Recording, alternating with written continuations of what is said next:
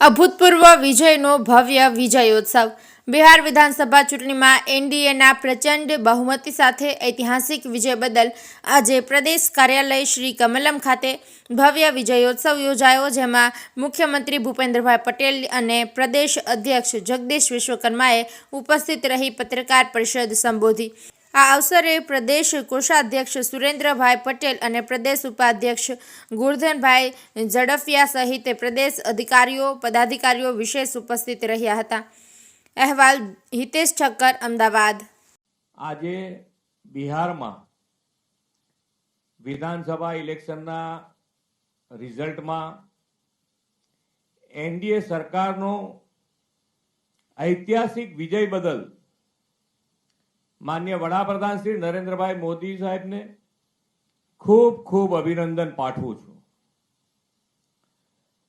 આ વિજય એ સુશાસનનો વિજય છે. આ વિજય માન્ય વડાપ્રધાનશ્રીની વિકાસની રાજનીતિનો વિજય છે. આ વિજય એ ઓપરેશન સિંદૂર થકી સુરક્ષાનો વિજય છે. આ વિજય ભ્રષ્ટાચાર મુક્ત શાસનનો વિજય છે. આ વિજય એક ભારત શ્રેષ્ઠ ભારત સાથે વિકસિત ભારતના સંકલ્પનો વિજય છે.